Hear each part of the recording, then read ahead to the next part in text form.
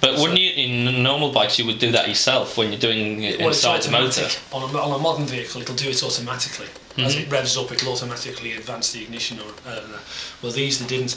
So you'd set the mag at about halfway through, flood the carburettor, which is what I was doing, and then it should go. That's probably the wrong point.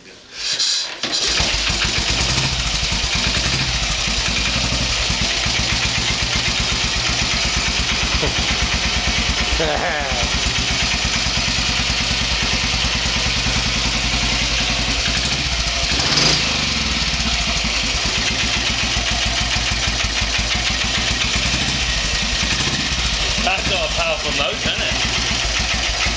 It's powerful, yeah. This is the engine note.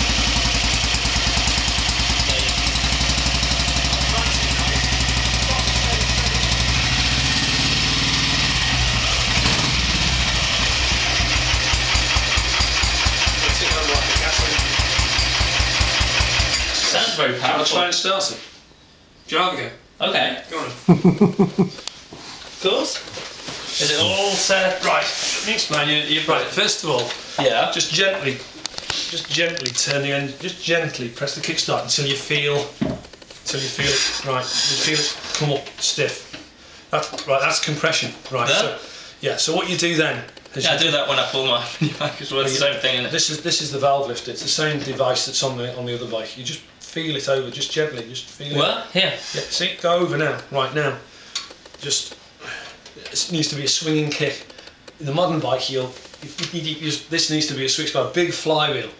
So, and once. Yeah, boom. you don't have to be violent with it, but you have to be purposeful. It has to be a flowing kick. Go on, try that.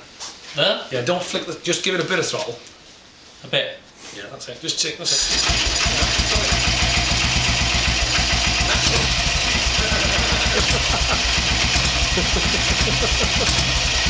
Yeah, it's quite slow, it goes like... Yeah, well, it's got a big flywheel. The big flywheels, they're not little cranks. Yeah. So lots of people sort of like stab at them like they do with a little Jap bike, and then they'll kick back. And if you over advance it, and then if you left it fully advanced and tried to start it, there's a big handful of throttle, it could probably just kick back.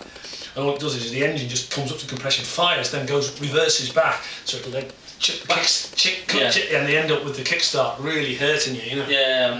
Yeah. Yeah, it goes very well. We've done all that. It's got a big one, isn't it? It's a 500, single cylinder. Yes, you know. 1956. That's a 1954 version of the same bike. And they all go at the same. They all go, yeah. Yeah. That's one with the red and chrome tanks, in 1937 version of the same bike. That's the one with the girder forks. And then there's other variants. I've got a 350 version in the garage.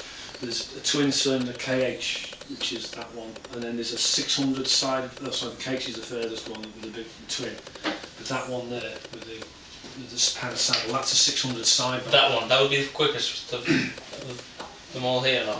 Oh, the fastest bike in here would be the Triumph. Oh, well, yeah. Okay. But that's a side valve. Which one? That one? The one Yeah, the triple. One? Yeah, that'll do about 100. More than I've had it to about 125 or so.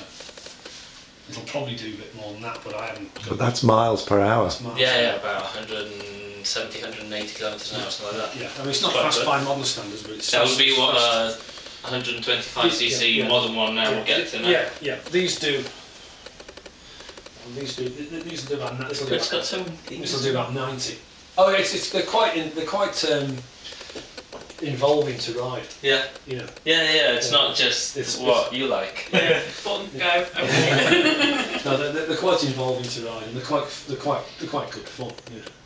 I mean, this one. I mean, I fitted it out with a pannier set and everything. So I've toured Ireland, Scotland, everywhere else on this. Been all over. You know. God. It's got very nicely organised. And this one's another replica, but it's a replica of another bike that they never made. All the Ariel Square 4s had that frame. See this frame here? This one's got the brake here. Yeah. See how they all have. They never ever in production ever got away from this sort of quite primitive spring heel suspension. like what they call plunger suspension. But the later bikes, the single cylinder bikes and the twins, they made this swinging arm frame, which is quite a bit more modern. But they did make a prototype one, but they never put it into production. So what we've been doing is we've been taking the frames, we've been buying frames from this model, and we've made a jig and we've altered them, and then we've been fitting the square 4 engines into the swinging arm frames, which they never did. So that bike never existed as a bike. So it's a made by you. It's made by me. And not see, it says on here, like my transfer, they only ever made a Mark II. Well, I put on this one, it's a Mark III prototype, if you look. And where do you get that? Oh, they make them. We got them made in the club. Oh yeah? Yeah, we got some made in the club. But we did all sorts of things, if you look. What's the club called? It's the Aerial Owners Club. Aerial Owners Club. But the other thing we did is, if you look at, say, the toolbox on this, see the toolbox, see how long it is? Yeah. We actually cut that one and made it longer. What's that exactly? It's a toolbox. It's what, just what to you put put your your things in, spanners yeah. and odds and ends in. But we've actually made it longer. Do you always take loads of stuff in here? Yeah, I sometimes think I've got another bike on my back. Yeah. No, but much better because... No, they're far more labour intensive than a modern bike. I mean, you know, they are. That's just everything that type of thing is, you know.